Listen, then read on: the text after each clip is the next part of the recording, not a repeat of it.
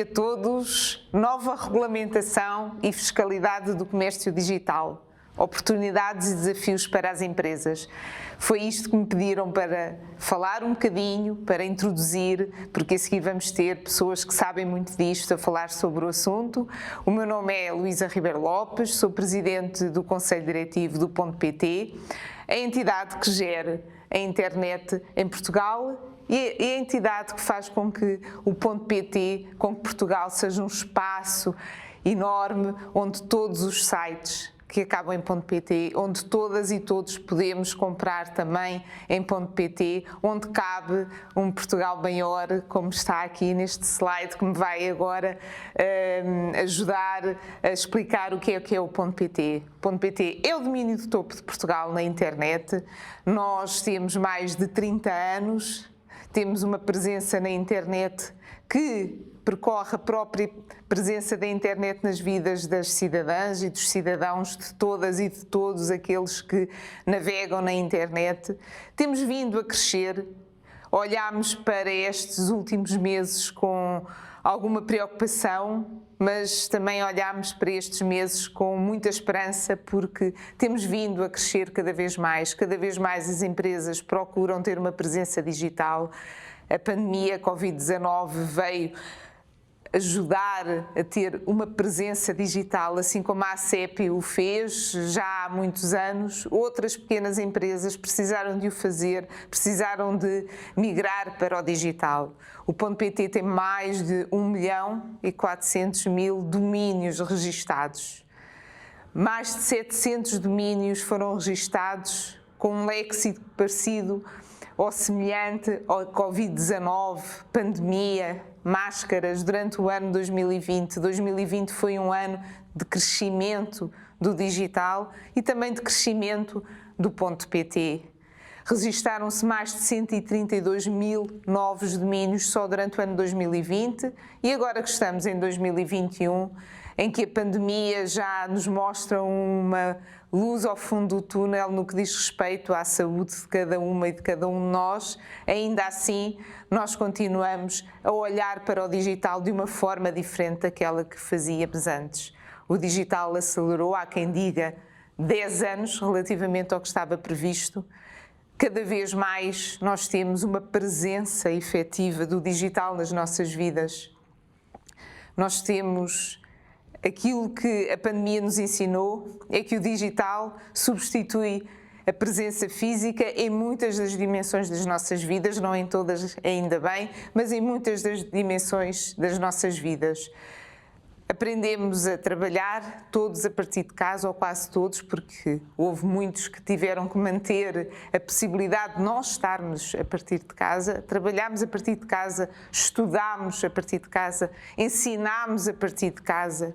Nós fizemos compras online, nós tornámos-nos muito mais digitais, olhámos para a televisão e para os streamings de forma diferente, optámos por comprar, por encomendar as refeições, por garantir que empresas mais pequenas que passaram a ter uma presença na internet podiam também ter os seus consumidores presentes no digital a consumir. Fizemos aulas de ginástica online, ajudámos online, procurámos informação sobre a pandemia, mas também procurámos toda a informação online que está disponível num clique e até agendámos a vacinação online. Tornámos-nos mais digitais, todos nós nos tornámos mais digitais. Neste momento, e de acordo com o estudo da IDC de final de 2020, 60% das empresas têm uma presença online. Isto é um crescimento imenso.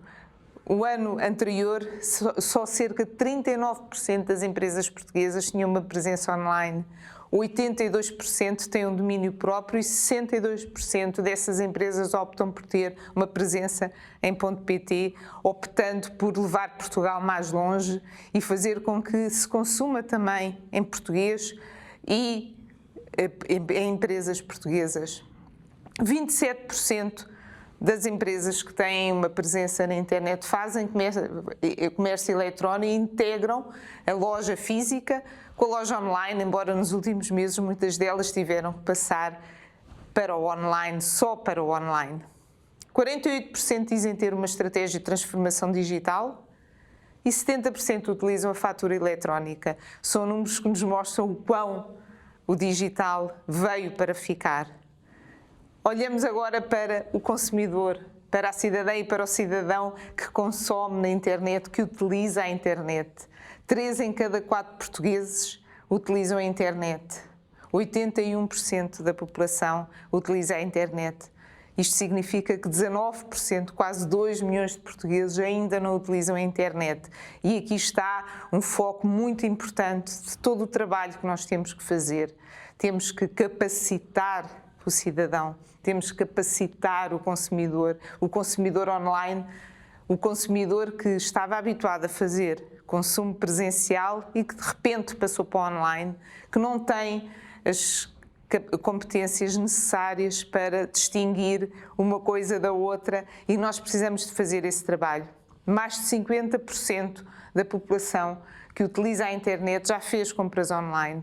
E é isto que agora vamos discutir um bocadinho. Faz sentido pensarmos numa regulamentação, faz sentido pensarmos numa nova fiscalidade, faz sentido olharmos para o online de uma forma diferente relativamente àquilo que existia no presencial.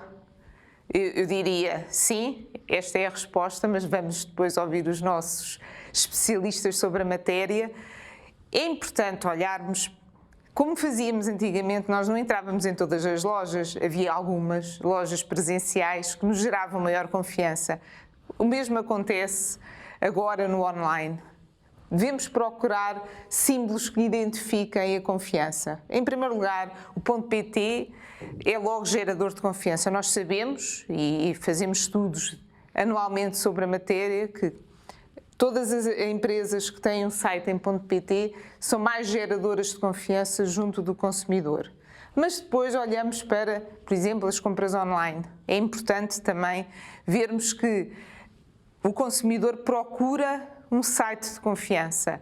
E aqui a referir o Confio, uma iniciativa da ACEP, do .pt e da DECO, ou seja, que congrega os interesses das empresas, os interesses dos consumidores, e tem o .pt como entidade certificadora que atribui a todos os sites que cumprem as melhores práticas no mercado digital e na utilização da internet. Procurem se é um site de confiança e tem o símbolo Confio, estão mais garantidos, têm a possibilidade de recorrer, se alguma coisa correr mal, à DECO, têm possibilidade de recorrer aos centros de arbitragem de consumo, caso alguma coisa não corra da forma como o consumidor esperava, ao fazer uma compra online, ao utilizar um site, mesmo que informativo, pode fazê-lo, pode utilizar o site Confio e todo o processo que está associado em termos de reclamação e que lhe garante uma possibilidade que não teria antes de existir este selo de confiança online. Mas o consumidor hoje está a olhar para o digital de uma forma diferente. E as entidades, quer europeias, quer as entidades portuguesas, nomeadamente as grandes linhas de ação em tudo o que é planos de recuperação e resiliência no âmbito do espaço europeu, também no plano de recuperação e resiliência em Portugal, tem 2 princípios fundamentais: a transição verde ou ecológica e a transição digital. São 2 aspectos fundamentais. Temos que transformar a Europa em termos digitais, temos de transformar a Europa em termos verdes, em termos ecológicos, em termos de sustentabilidade. E para isso nada melhor do que capacitar cidadãos e transformar as empresas por forma a que todo o ecossistema possa fazer esta transição ecológica e esta transição digital. Existe hoje o Plano de Recuperação e Resiliência, que disponibilizará fundos já nos próximos meses para a recuperação da economia, mas com estas 2 vertentes muito importantes: transição ecológica, transição digital. E como é que vamos fazer esta transição ecológica e transição digital? Há 3 pilares fundamentais. O pilar do cidadão, o primeiro, cidadãs e cidadãos, consumidoras e consumidores. O segundo, as empresas. Nós temos que ter empresas que tenham esta questão da transição ecológica, da sustentabilidade nos seus princípios, mas também que tenham a capacidade de se transformar em termos digitais. Aquelas que ainda não o fizeram, aquelas que precisam de passar os seus processos para o digital, precisam de passar a presença habitual que tinham em termos físicos para o digital. É importante apoiarmos as empresas e apoiarmos os empresários. E, em último lugar, a administração pública, os serviços digitais que a administração pública oferece, que já hoje, em termos de Portugal, nós temos serviços digitais muito avançados, mas que precisamos ainda ter uma maior interoperabilidade dos sistemas entre os vários organismos da administração pública, entre os vários serviços que estão ao dispor do cidadão e fazer esta transformação digital contando com todos, sem deixar ninguém para trás, cidadãos e cidadãs, empresas e a administração pública e quem colabora com a administração pública, quem trabalha com a administração pública. Como é que o vamos fazer? Só há uma forma: capacitando cidadãs e cidadãos, empresários, empresárias que estão nesta área e que precisam de passar para o digital, precisam de ter uma visão verde e digital, capacitar os consumidores para a economia pós-Covid, proteger os que são mais vulneráveis e cooperar entre os diferentes players, estes players que aqui referi, cidadãos, empresas e administração pública. A Europa está preocupada, a Europa tem uma agenda que foi lançada em novembro de 2020, preocupada com uma nova agenda digital em termos de consumo. E está preocupada em quê? Em tornar os consumidores mais capazes, terem capacitação, terem competências para fazer uma transição para o digital, mas também para fazer uma transição sustentável, para fazerem escolhas sustentáveis. No momento de comprar, façam escolhas sustentáveis. No momento de comprar, utilizem o digital, mas saibam como utilizar o digital. A pandemia Covid-19, todos nós sabemos, aumentou o digital, aumentou a nossa presença no digital e o nosso acesso ao digital, mas também aumentou o número de fraudes, também aumentou o número de pagamentos vulneráveis, aumentou a necessidade de sabermos distinguir o que é informação digna, fidedigna e informação que não é verdadeira, aumentou a necessidade da literacia digital, da literacia mesmo e da literacia digital. Quem já tinha um nível de literacia grande apreendeu mais facilmente a literacia digital. Mas nós temos este papel, todos nós, o Ponto.pt, a ACEP, todos os players, as empresas, a administração pública, os governos, a União Europeia têm este papel de capacitar os consumidores para esta nova economia do Covid-19, pós-Covid-19, para nos tornar o quê? Mais resilientes. Aquilo que não tínhamos quando surgiu esta pandemia, certamente a situação que mais abanou as consciências de todas e de todos nos últimos 50 anos foi a vulnerabilidade que todos percebemos que tínhamos quando a pandemia apareceu. Queremos tornar-nos mais resilientes, ter consumidores, ter cidadãs e cidadãos mais resilientes para futuras situações de pandemias, eventualmente, ou outras situações que possam tornar-nos vulneráveis em que nós sejamos mais preparados. E é isso que se pretende com esta agenda, capacitar os consumidores para situações deste tipo. Por outro lado, temos também, obviamente, tendo em conta esta transição verde, esta transição digital, temos também uma necessidade muito grande, e a União Europeia e Portugal, estando no espaço europeu, têm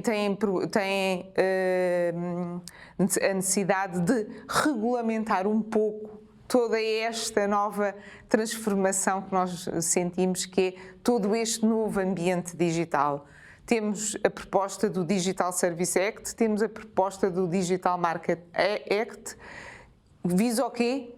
Visa dizer às empresas que estão no digital como devem comportar-se, aos cidadãos como devem aceder ao digital, quais são as garantias que têm, que tipo de informação têm e, por outro lado, regulamentar também, em termos de fiscalidade, quem deve receber as receitas fiscais de grandes plataformas, de grandes empresas que estão neste espaço europeu, quer em termos de volume de faturação, quer em termos de utilização de dados, quer em termos de utilização do dia-a-dia do cidadão e da cidadã, dos consumidores. Quem vai ter estas receitas fiscais? Como é que vão ser repartidas as receitas fiscais? Que empresas devem ou podem estar no nosso espaço digital?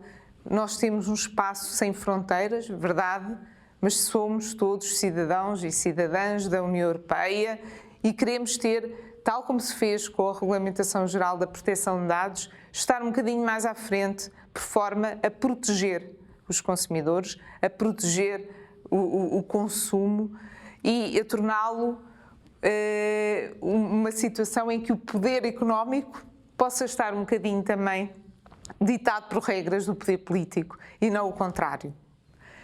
Estas são muitas das questões que vamos falar aqui, são muitas das questões que nós queremos discutir, que estão a ser discutidas neste momento na Europa, que estão a ser discutidas para nos tornarmos mais resilientes, para tornarmos cidadãos e cidadãs mais informados, para podermos distinguir o que é correto e o que não é correto, mas, por outro lado, também, não esquecendo que quer a internet, quer o espaço europeu, quer Portugal, são espaços de liberdade, são espaços em que todos nos podemos manifestar, em que não devem existir regras para aquilo que podemos ou não podemos dizer. A internet é um espaço de liberdade, não devemos cercear esse espaço de liberdade, mas devemos ter regras que protejam todas e todos de situações em que o poder económico de algumas empresas, algumas plataformas possam vir a pôr em causa. Por isso, agora vou passar a palavra a quem sabe efetivamente esta matéria. Trago aqui algumas dicas.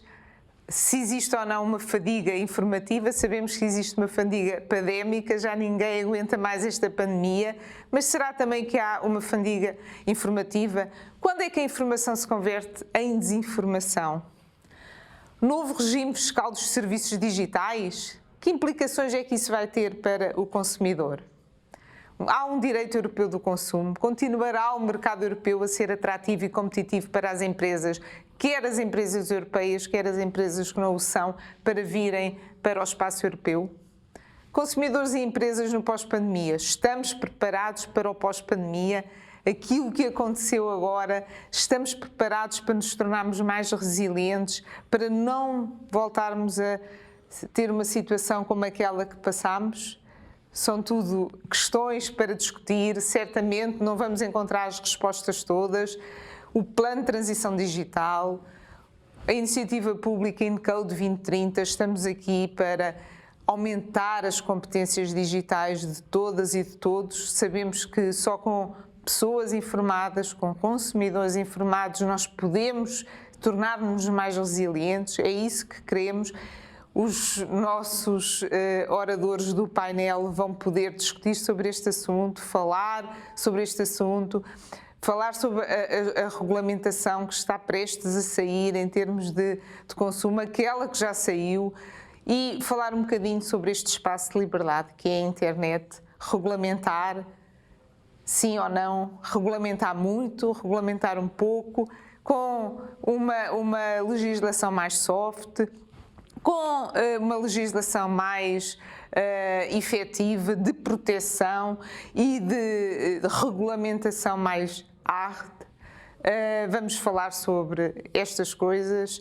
Obrigada a todas, obrigada a todos pela possibilidade de ter feito esta primeira nota num tema que é tão relevante hoje, que é regulamentar ou não este espaço é onde estamos em termos europeus, mas que é muito maior, que, como eu dizia no início, O .pt é o espaço onde cabe um Portugal maior. A Europa também é um espaço enorme, onde todas as empresas e todos os cidadãos e todas as cidadãs querem ter uma palavra a dizer. Obrigada.